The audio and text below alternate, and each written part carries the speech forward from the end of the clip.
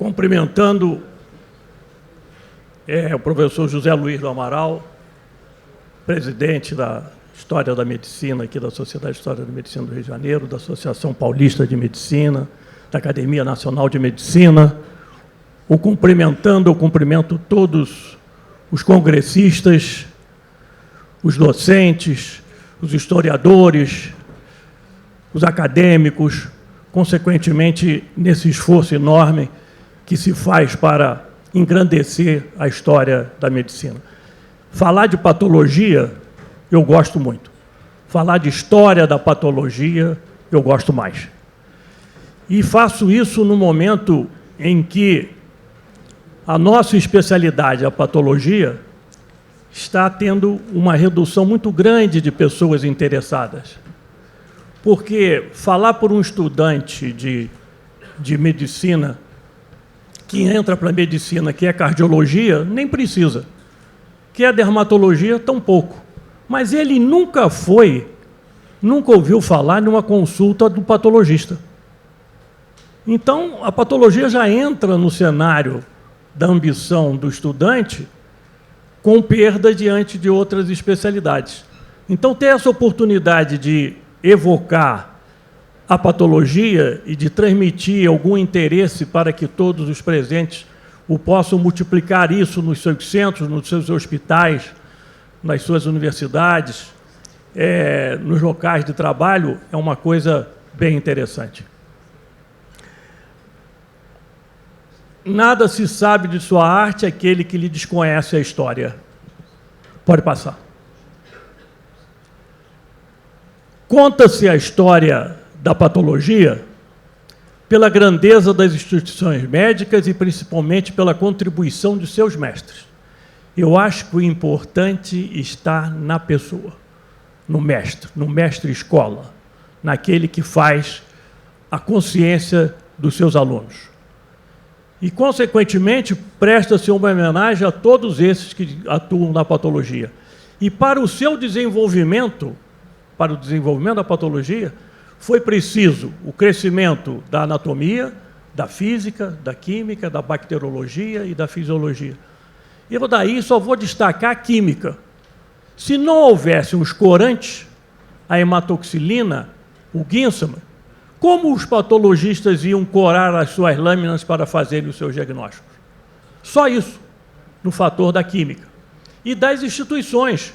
No Brasil, as pesquisas estavam ligadas à Santa Casa de Misericórdia do Rio de Janeiro, berço da atual Academia Nacional de Medicina, do Instituto Oswaldo Cruz, Manguinhos, do Instituto Adolfo Lutz, em São Paulo, do Hospital de Servidores do Estado do Rio de Janeiro, onde foi criada pela primeira vez a residência médica em 1948, e do Instituto Nacional do Câncer, com a sinalização para a criação da Sociedade Brasileira de Patologia em 1954. Daí, a patologia deslanchou. Foi esse um marco importante para o crescimento da nossa especialidade. Pode passar. O início da patologia. Chegou-se a dizer que os primórdios da patologia se confundia com a história do homem na Terra. Lê do engano. A patologia teve início quando os primeiros colóides vivos sofreram os impactos da natureza, mesmo que os de pura natureza física, tornando a patologia tão antiga quanto a própria vida. Na primeira massa colóide que tendia a crescer e se multiplicar, formada no seio das águas primitivas, começou a história da vida, a coorte das causas mórbidas e a tragédia final. Foi nesse momento, sem dúvida, teve início a patologia. Seguinte.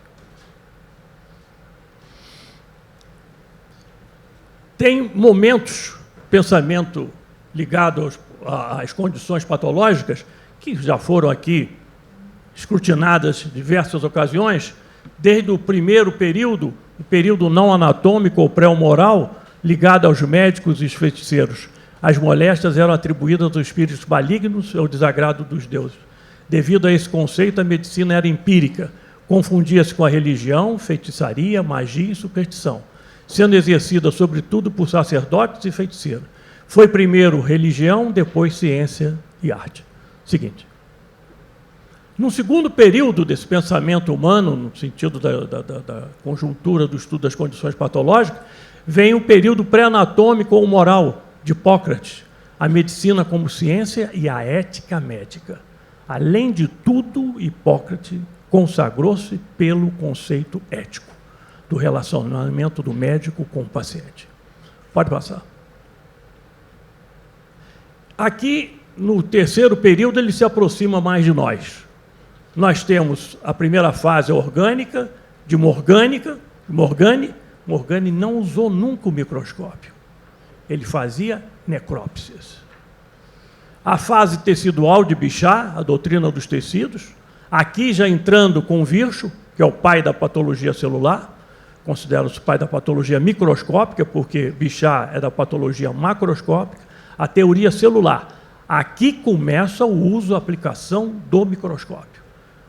Virchow descreveu várias doenças, descreveu condições patológicas definidas, como amiloidose, porque ele viu no microscópio, usou a bioquímica, usou os corantes para fazer os seus diagnósticos.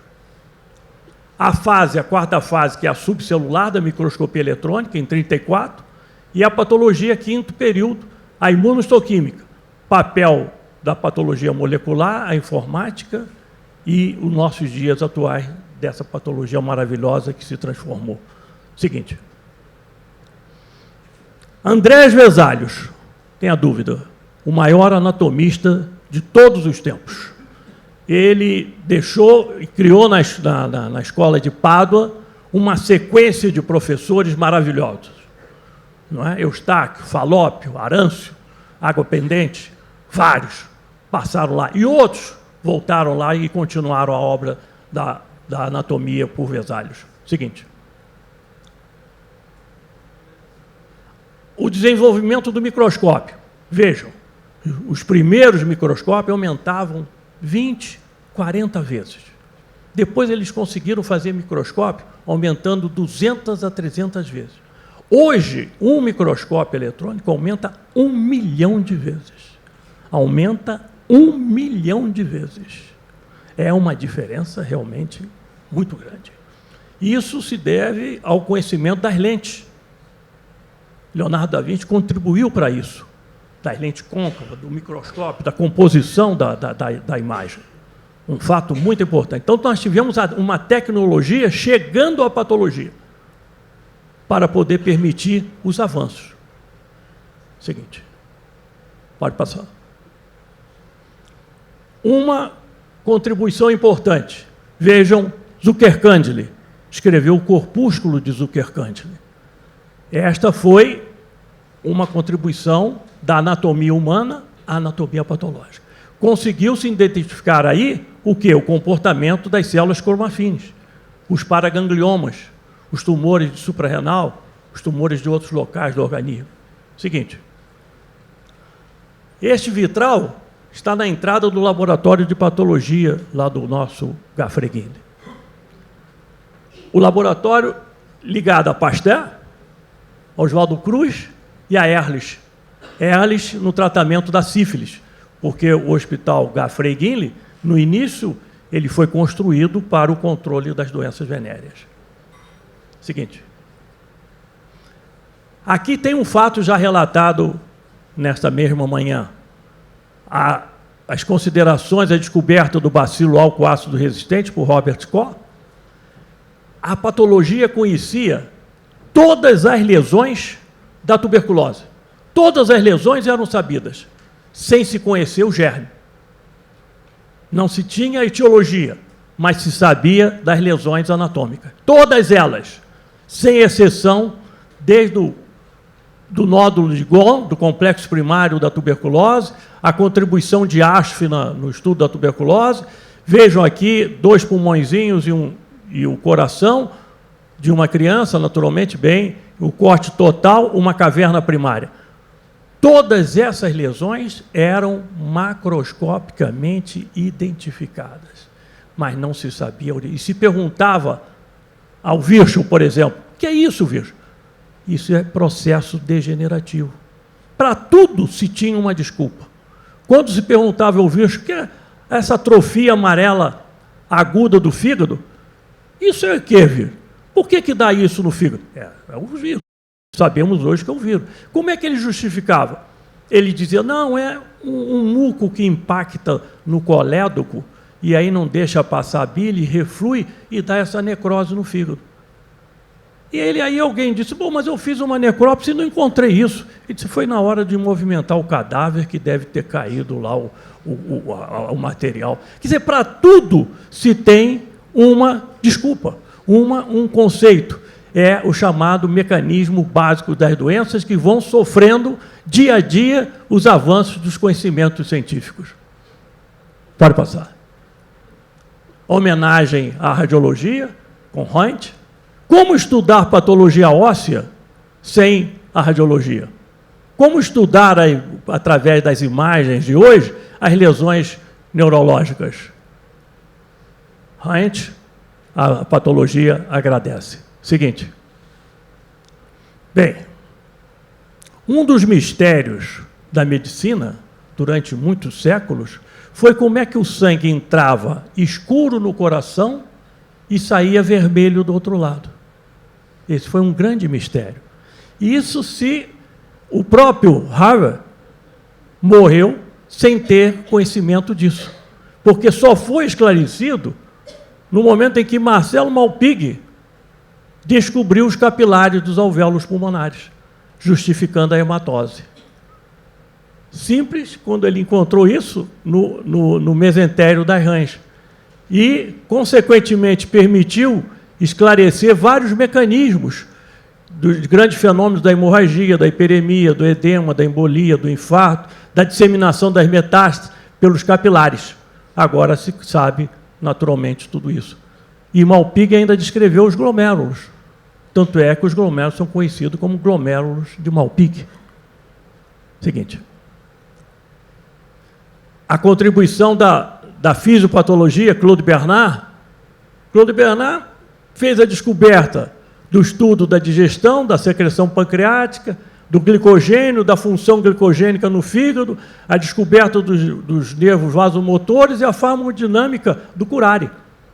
Vejam a intensidade da contribuição deste cientista. Ele realmente abriu as portas para o conhecimento fisiopatológico dos fenômenos que ocorrem no nosso organismo, nas condições patológicas. Seguinte. Bom, esse René Laennec, ele se dedicou muito ao estudo da tuberculose, da auscultação. Ele auscultava e fazia as necrópsias. Com isso ele aprendeu, infelizmente acabou morrendo da própria doença. Seguinte. Bem, o início da patologia, quer dizer, como é que ela teve o interesse? Foi de procurar as causas das doenças, do desconhecido. Benevieni referia que os corpos eram incisados, incidere, e não dissecados. Dissecados eram anatomistas. E ele, fazendo poucas necrópsias, fez poucas necrópsias, mas mesmo assim a contribuição de Benevieni foi enorme para a patologia. Seguinte. Morgani, o pai da patologia macroscópica, viveu bastante tempo, é o chamado pai da patologia aqui ligada à mesa de necrópsia. Vejam que quando a patologia surgiu, ela surgiu essencialmente no estudo das necrópsias. E esse estudo se fez, devido à época, o período, todo na Europa. Depois é que ela sofreu uma migração. Pode passar. Rokitansky realizou mais de 30 mil necrópsias e deu uma grande contribuição no estudo de vários fenômenos patológicos. Adiante. A reforma do ensino médico. Esta aconteceu na França. E houve um planejamento da reforma do curso médico como conhecemos há algumas décadas. Pela primeira vez apareceu a denominação da disciplina de anatomia patológica. Na França, era considerada como meio auxiliar do estudo dos casos clínicos. Foi a escola alemã que considerou a anatomia patológica um ramo especializado. Em 1819, Lobstein foi seu primeiro professor, Clausel, na Inglaterra, e Cruvillier, na França. Na Alemanha, foi o mestre Rudolfo Virchow. Então, essencialmente ligada aos conhecimentos e ligada às universidades. Esse é o fenômeno básico. Seguinte. Pode passar. Aqui está o grande mestre da teoria celular, Virchow, no seu laboratório em Berlim. Vejam que aqui o Virchow já usa o microscópio. Monocular, fazendo necrópsia, fazendo cerca de 50 necrópsias por dia no seu Instituto de Patologia em Berlim. Adiante. Vamos ver os vultos da patologia. Thomas Hodgkin, linfoma de Hodgkin. E aqui se tem o grande passo de evolução da patologia molecular. Quando Hodgkin descreveu a doença, e tem outras células semelhantes à célula de Hodgkin, em diversas outras condições patológicas, hoje em dia o patologista lança a mão da imunohistoquímica. Esta aqui é uma marcação imunohistoquímica, se fez o CD30. Com isso, com o algoritmo a propósito dessa marcação, a patologia afirma: estamos diante de um caso de linfoma de Hodgkin. Não pode haver mais dúvida disso, porque a terapêutica e o tratamento são exclusivos e determinantes. Seguinte. Masson, que desenvolveu o tricrômico de Masson, o fígado corado, estudou o sistema melanogênico, o Mallory, outra figura importante. Masson era professor catedrático, era professor em Paris e fez o concurso para a cátedra. Ele perdeu para Gustavo Roussy. Ele ficou tão apaixonado com isso que ele disse: nunca mais pisarei no solo da França. E foi para o Canadá, em Quebec, onde ele foi professor. Quer dizer, um sujeito que se viu prejudicado no concurso que ele fez com Gustavo Roussy. A mulher de Gustavo Roussy era dona da Nestlé. Na semana do concurso para catedrático, ela deu um jantar na casa dela, em Paris, e ofereceu para os homens da banca um Patek Philippe para cada um de presente. O resultado do concurso acabou sendo favorável a Gustavo. Não é que Gustavo Roussy não tivesse também as suas condições. Ele deixou livro, deixou um legado, deixou um instituto, Gustavo Roussy, lá em Paris. Mas Masson era mais preparado tecnicamente do que ele para o concurso. Pode passar. Vejam aqui. Até há pouco tempo nós falamos muito de necrópsia. A escola europeia, Virchow, Morgani, a Itália, a França, a Alemanha. Veio a Primeira Guerra, o intervalo entre a Primeira e a Segunda Guerra. A patologia migrou para os Estados Unidos. E o que os americanos fizeram? Eles levaram a patologia da sala de necrópsia para o centro cirúrgico. Criaram o exame de congelação. Permitiram essa grande modificação. Isso não se pode negar aos americanos. Levar a patologia, tirar. Não é que os americanos não façam necrópsia, eles fazem necrópsia, fazem muita. Mais importante, eles fizeram a aplicação médico-cirúrgica. Com a biologia molecular que se soma, foi um deslanche. Então, vejam, Jung descreveu o tumor que recebeu o nome dele, tumor de Jung, tumor do osso, quando ele descreveu. Hoje existe a família Jung. A família Jung.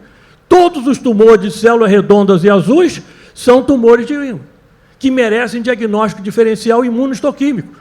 Não só tem tumores de sarcoma de Jung do osso, como tem até de partes moles.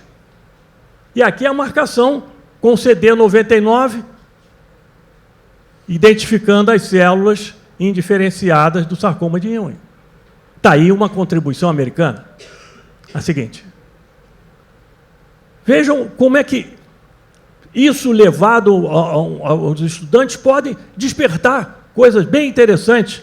Em Rubens Belfort, você viu algumas demonstrações aqui hoje, principalmente da professora, que me encantou, como outros que fizeram apresentações. Você que vai ser presidente da Academia Nacional de Medicina, você tem um material aqui para convidar para o próximo período, na nossa academia lá no Rio de Janeiro, uma apresentação belíssima da professora, que eu aproveito cumprimentá-la no meio da minha apresentação. Não podia deixar de passar nesse momento. Muito obrigado. Obedecido. E nós estamos falando não mais da escola alemã. Você vê como é que você fez o juramento aqui presente a todos nós. Rommel Wright, as rosetas de Rommel Wright. Está aí, contribuição americana. Adiante. Stout, no interesse dos sarcomas de partes moles. Aí começou não só a ter o crescimento da patologia deste modo, da visão cirúrgica dentro dos Estados Unidos, como houve a exportação dessa patologia. Stout, no Memorial Hospital, passou a influenciar a patologia mexicana. O México cresceu no momento que eles migraram de lá, foram ver o que os americanos estavam fazendo. Não é? Costeiro esteve lá, né? Sampaio, Rui Sampaio também. Pode passar. E todo o conjunto de grandes patologistas americanos, Stout, Jung, Juxa, Lauren e Juan Rosario, o último deles, que foi assistente de Lauren. Eles criaram realmente um conceito muito diferente. Tanto isso é verdade, pode passar, que o livro mais utilizado no mundo de patologia cirúrgica, todos os residentes compram esse livro, é o livro do Ackermann com o Rosai, que foi assistente dele, que depois, passado o Ackermann, ele continuou a publicação dessa obra, que já está na 10ª edição. Está aí. Pode passar. Outros nomes ficam aí ligados, da Sophie Spitz, que descreveu o melanoma juvenil. Ela, infelizmente, morreu cedo com tumor de cólon, câncer de cólon, mas deixou gravado seu nome, não só pela descrição desta forma, que era considerada uma forma de melanoma agressivo, se sabe ser uma forma especial de nervos melanocíticos benignos, como também deu uma contribuição na patologia tropical, junto com a sua colega Ash, que é um livro bem interessante, esse livro de patologia tropical. Adiante. O tumor de Frantz, está aqui a Virginia Frantz, ao lado de Stout, também lá no Colômbia, e ela descreveu esse tumor de Frantz, é o tumor de célula neoplasia sólida pseudopapilífera do pâncreas, tumor sólido cístico. É o seguinte. Bem, todos cansamos de ler no New England, aquelas sessões anatomoclínicas do New England. Quem organizou cerca de 2.000 conferências anatomoclínicas, aqui está, Benjamin Casterman. Organizou 2.000 sessões anatomoclínicas. Quer dizer, ele fez isso com material de necrópsia, base e hoje em dia é feito com material de biópsia. Seguinte. O Dahlen, na patologia óssea, vejam o número de condições patológicas descritas pelo Dahlen. Condrosarcoma desdiferenciado, osteosarcoma periosteal, condrosarcoma de células claras, osteosarcoma intraósseo bem diferenciado e o cordoma condroide. Só foram essas as contribuições do Dr. Dahlen. Adiante. Meissner, ligado à patologia da tireoide, ele esteve aqui no Brasil, ficou muito ligado aos patologistas nacionais. Seguinte. Enziger, nos tumores de partes moles, as neoplasias mesenquimais, foi um grande também contribuidor do conhecimento anatomopatológico sobre esses tumores especiais. Seguinte. Esta página é muito especial, da neuropatologia. Vejam quantas figuras estão aí discutidas.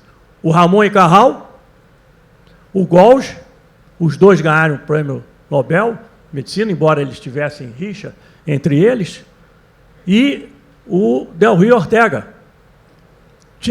Vou contar um fato rapidamente, um bedel numa universidade nossa lá do Rio, que os alunos que ficavam em segunda época em histologia, ele dava umas aulas assim nas férias para ele.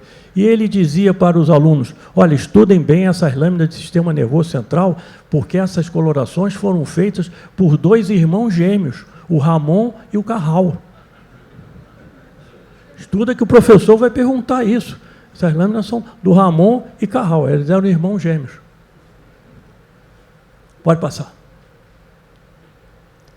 uma homenagem aos ginecologistas. George Papanicolaou tornou rotina em todo o mundo o exame preventivo do câncer do colo uterino, o clássico Papanicolaou. Até as clientes conversam. O que é que deu o teu Papanicolaou? Ficou impregnado isso na patologia. Entre nós, Grimaldi Carvalho foi o pioneiro na disciplina de citopatologia. Adiante. Gleason, nos tumores de próstata, todos nós ficamos até muito preocupados quando falamos desse homem. E ele fez aqui o critério histopatológico do câncer de próstata, os parâmetros das lesões diferenciadas e as lesões graves, agressivas, pouco diferenciadas. Está aí a contribuição de Gleason. Adiante. Bem, e no Brasil? No Brasil, nós temos aí a figura de Gaspar Viana, o primeiro patologista genuinamente brasileiro. Mas eu quero chamar a atenção, que além do trabalho que ele fez com o Bruno Lobo, e deixou aqui, Carlos Chagas falou o seguinte dele. Dele, quando eu vos pudesse dizer, seria bem pouco para traduzir a justa ufania de o havermos possuído, a mágoa infinita de o havermos perdido. Ninguém o excedeu entre nós e na nossa escola, na profundidade da inteligência, na magnitude da obra da ciência realizada, Gaspar Viana, que começou lá. E quero só lembrar que durante o período de ocupação em Pernambuco pelas tropas de Maurício Nassau, ele trouxe um patologista, que é Guilherme Piso, William Piso, e ele realizou algumas necrópsias lá em Pernambuco.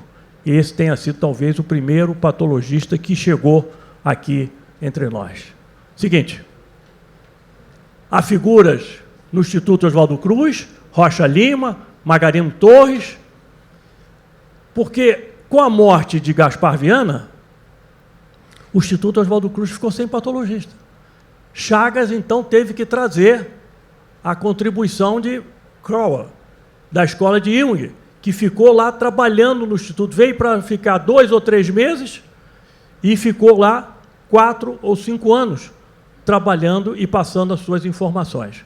Seguinte, todos os professores da patologia geral, terminando aqui com o Francisco Pinheiro Guimarães, da patologia geral, da anatomia patológica, pode passar, com destaque para Leitão da Cunha, que foi professor catedrático, foi diretor da escola, foi reitor, foi deputado federal, foi reitor da universidade, e aqui os presidentes da fundação, quando ocorreu a fundação da Sociedade de Patologia, Paulo Tibiriçá, Moacir Freire. Vejam um outro dado importante. Quando criada a Sociedade de Patologia, elas eram ligadas aos professores das universidades. E a contribuição dos patologistas de São Paulo, que eu vou mostrar daqui a pouquinho, de São Paulo, fez com que isso fosse um pouco quebrado. Não tão pesadamente como é, trazendo a patologia para os laboratórios, para os laboratórios até particulares. Seguinte. Aqui a figura de Amadeu Fialho, que foi muito importante no Rio de Janeiro. As suas teses, pode passar? Localizações pulmonares da micose de Lutz, o seu discurso de posse, a evolução da patologia. Seguinte. O Instituto Anatômico que ele criou em 1954, já tinha criado um anteriormente. Veja a organização do Instituto Anatômico, a sala de necrópsia, o raio-x, a biblioteca de projeção de lâminas, o auditório, etc. Próximo. Do seu filho, que foi a continuidade dele, fazendo as 2 teses, carcinomas umbilicais e neoplasias ósseas de mandíbula. Seguinte.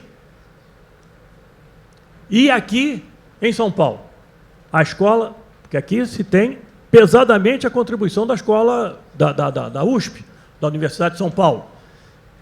Ludigero teve muitos assistentes, e isso criou, quando ele deixou o cargo, criou uma disputa muito acirrada. Consequentemente, tendo vaga para apenas um, Depois do concurso, houve migração de vários, para Ribeirão, para Campinas, que aconteceu com, por exemplo, o Walter Maffei, o Paulo Tibiriçá, que foi para o Rio Grande do Sul, deu aula para o Gottschall, hein, Gottschall? Deu aula para você, o Paulo Tibiriçá, ele saiu de lá da faculdade, da Universidade de São Paulo.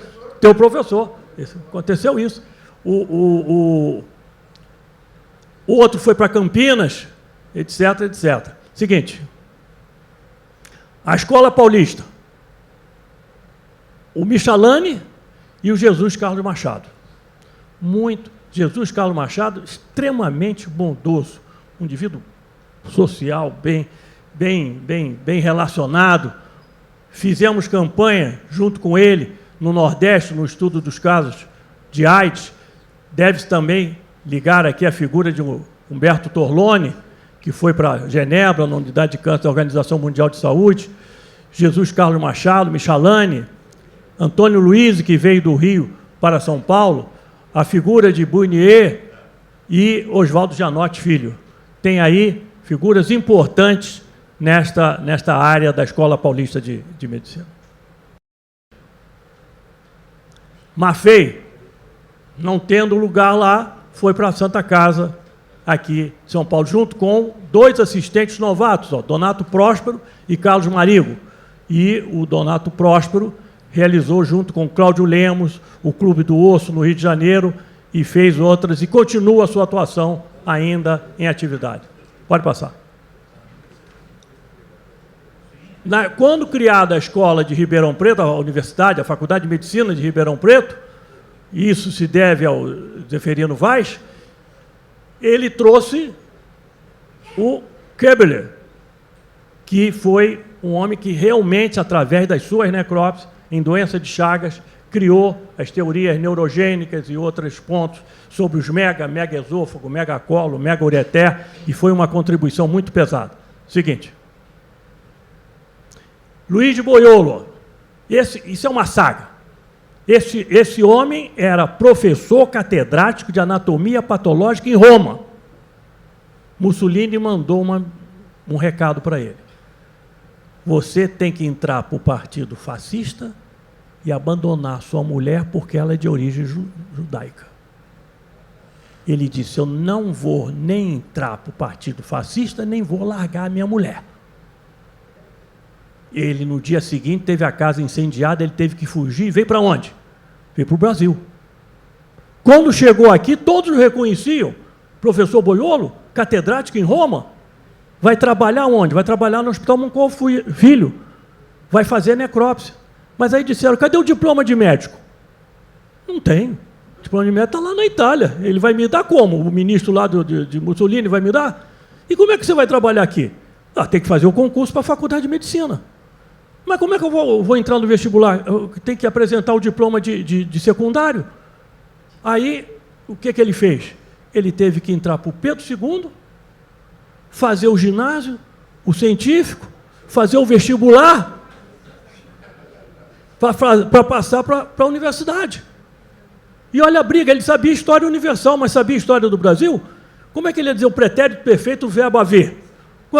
Para ele, que falava só italiano. Como é que é isso?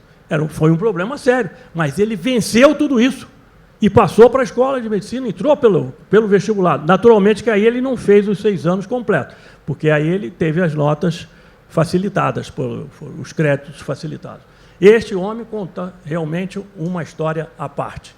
E teve assistentes famosos, Chapadeiro, Tafuri, Geraldo Brasileiro Filho, que continua, Edson Reis. É uma história espetacular desse Luiz de Boiolo. Seguinte.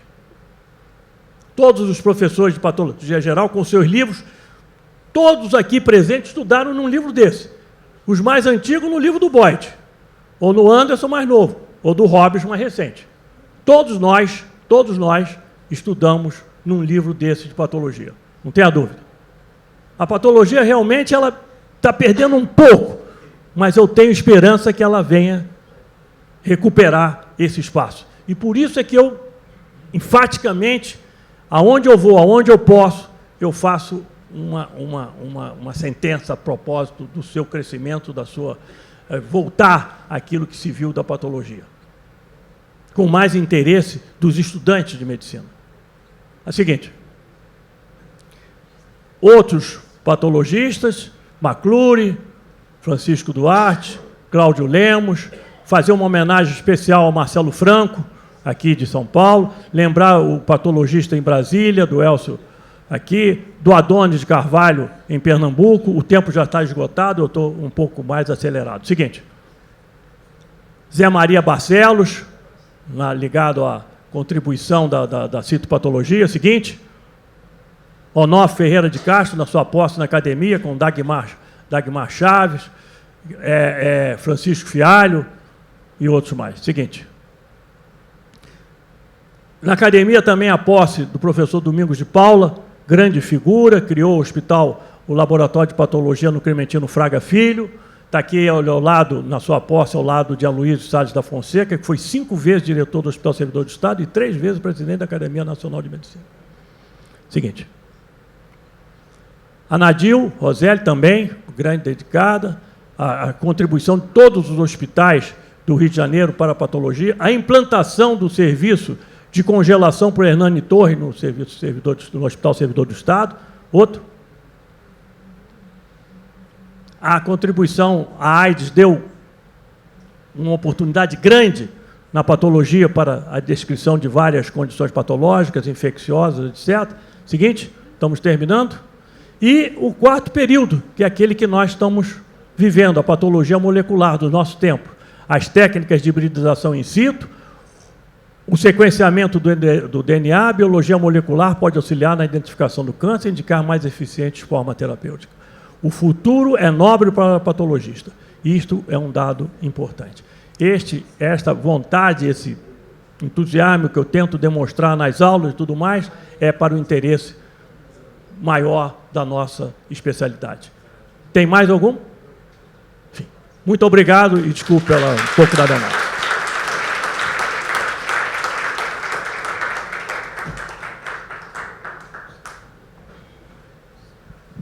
Permaneça com a gente, professor. Eu sei que nós estamos avançados na hora, mas o nosso presidente nos autorizou para 2, 3 perguntinhas. Então, eu convido os expositores, os últimos, por gentileza. Sente, professor.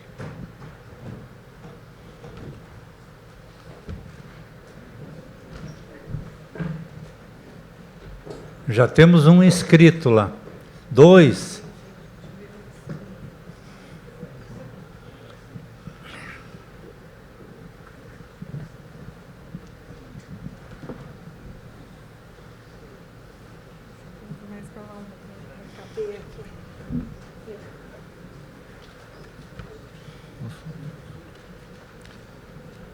Bem, eu como cirurgião mastologista,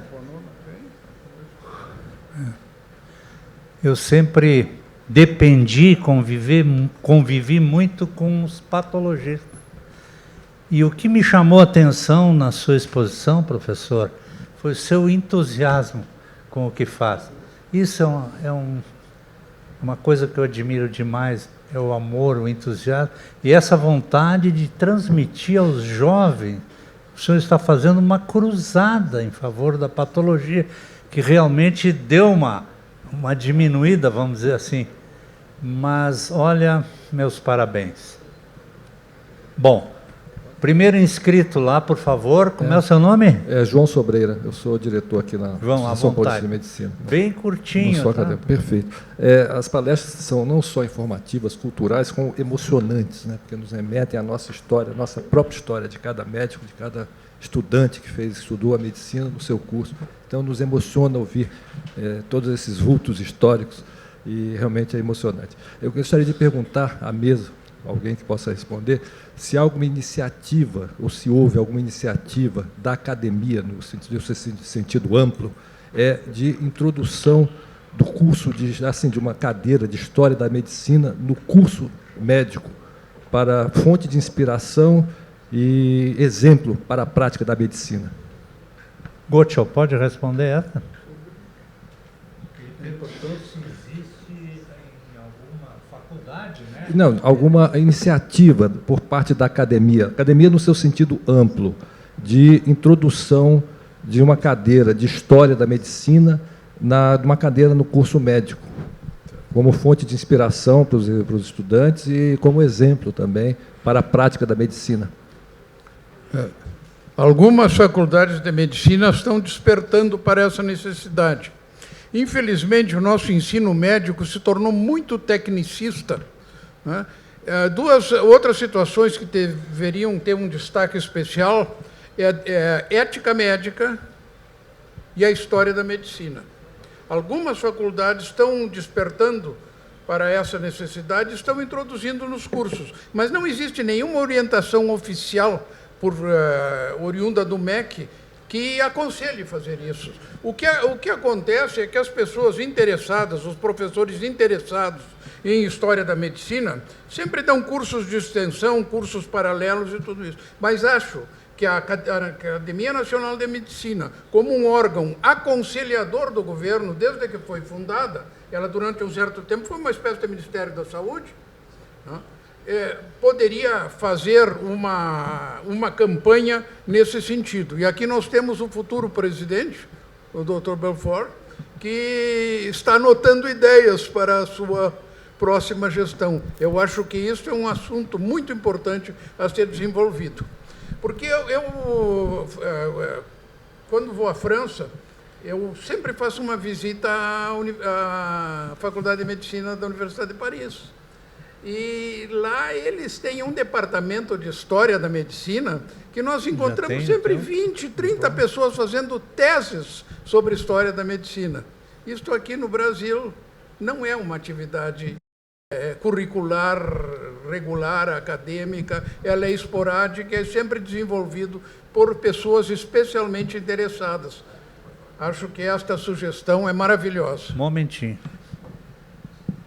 A sua intervenção é sobre esse assunto? Pela ordem, o professor... Isso que o Gottschalk acabou de dizer é verdadeiro. As escolas deveriam, a universidade deveria estimular o estudo da história da medicina. Agora, o que eu acho, um fato que eu destaco é o seguinte: todo professor, ao dar a sua aula numa universidade, numa escola de medicina, ele deveria aproveitar alguns minutos da sua aula e tocar no assunto da história. Não deixar só por conta de uma disciplina, de um professor, que vai fazer aquela forma, uma didática, assim, ele aproveitar um tempozinho dele, daquela aula. Se ele vai dar câncer de mama, ele aproveita e fala um pouco de câncer de mama. Se vai falar sobre os tumores disso, fala isso. Então, é o resgate, eu prego, é o resgate da história da medicina, individualmente por cada professor, para fazer o conjunto com a disciplina. Não adianta só uma disciplina, naquela disciplina ele não vai, não foi, ficou doente, não. Não, ele tem história da medicina todo dia. Todo dia. Muito bem. Toda hora que ele puder. E isso é a minha opinião a respeito dessa posição que deve ser tomada. Perfeitamente de acordo. O presidente Líbio quer falar sobre isso? Sim. Então, por favor, depois o presidente Gilberto. Em relação à história da medicina, apenas fazendo uma primeira consideração, quando nasceu o ensino médico no Brasil e quando as academias de medicina, que eram escolas de medicina e cirurgia, passaram a faculdades de medicina em 1832, no currículo médico foi inclusa a história da medicina. E assim permaneceu nas 3 reformas do Império, até a última reforma do Visconde de Saboia. Então, só no começo do século, quando começam a surgir as novas faculdades, Rio Grande do Sul, enfim, as faculdades que vão surgir além da Bahia e do Rio de Janeiro, o currículo vai ser um pouquinho diferente. Agora, hoje nós temos no Brasil, até maio, porque agora eu não sei hoje, porque é diário isso, nós tínhamos 336 faculdades de medicina. Nós fizemos pela Sociedade Brasileira de História da Medicina uma enquete, quando o Jornal Brasileiro de História da Medicina começou, sobre as faculdades que tinham o curso de História da Medicina curricular. Na época, inclusive, a minha faculdade, onde eu sou, na Faculdade de Medicina em Itajubá, o curso não era curricular. Eu dava um curso extracurricular, mas tornou-se curricular, como disciplina curricular mesmo, com prova, com tudo, a partir de 2002. Então, lá, desde 2002, o curso eu comecei em 91, mas 2002 passou a ser uma disciplina mesmo. O que é muito bom, é uma disciplina anual.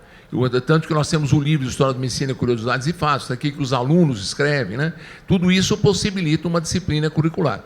Então, é muito importante isso. E esse estímulo, não só da Sociedade Brasileira de História da Medicina, mas das academias, realmente, é algo muito importante para que o MEC se sensibilize em relação a isso. Porque, hoje em dia, me parece, as faculdades têm uma certa independência, né, no aspecto de colocar um tipo de currículo assim. O MEC sugere apenas um modelo. Nem o modelo é uniforme. Então, eu acredito que esse apoio das academias é muito importante para isso. Obrigado pela contribuição. Pela ordem, acadêmico Gilberto. O meu querido professor Basílio mencionou o Torlone. Eu conheci muito o Torlone e tem uma história linda aqui de São Paulo que talvez as pessoas não saibam. Quando o AC Camargo, o Hospital do Câncer, estava sendo construído, faltou dinheiro num certo momento e o Torlone era um jovem e entusiasmado patologista e foi falar com os operários e combinou que se eles continuassem trabalhando sem receber, eles seriam atendidos com as suas famílias gratuitamente quando o hospital ficasse pronto. Então foi o primeiro convênio, digamos, que a gente conhece. Outro comentário, por ter morado 7 anos na Holanda, Maria Helena, eu acho que aquele professor era o Peter Lasman, uma coisa assim, que ensinou a coisa do cor, do escuro e claro. Exatamente, Lasman. Acho, né? Tem uma rua até em Leiden, eu acho que é o nome dele. Exatamente, esse é o nome, Lasman. É porque eu morei 7 anos na Holanda, só por isso. Obrigado, Gilberto. A última intervenção, o acadêmico Luiz Ayrton, do Piauí. Muito bom dia, meu nome é Luiz Ayrton, eu sou mastologista em Teresina. Mas, a propósito dessa pergunta em relação à disciplina de História da Medicina, o MEC ele gerencia as universidades federais. Quando nós estamos na universidade estadual, o gerenciamento é a partir de um Conselho Estadual de Educação. Eu sou professor de História da Medicina, numa disciplina desde 1999, portanto, esse tempo todo. Curiosamente, a disciplina tem 30 horas, ela está ministrada no 3º período regular do curso de Medicina. E, curiosamente, Teresina tem mais 3 faculdades de Medicina e os alunos se interessam por participar da disciplina dentro da Universidade Estadual. Daí nasceu a Sociedade Piauiense de História da Medicina para promover extracurricular os cursos de História da Medicina. Okay. Era só para dizer que existe a disciplina em algum lugar. Muito obrigado, Luiz Ayrton. Bom, vamos já indo para o fim. Eu acredito, gente, que tenha sido uma manhã bem proveitosa este encontro das 2 academias. Com exceção da minha, as palestras foram brilhantes, instigantes. Então, eu acho que todos nós ganhamos. E aí, presidente, vamos continuar nessa luta. E eu convido a passar aqui à mesa para a gente fazer esse pequeno encerramento.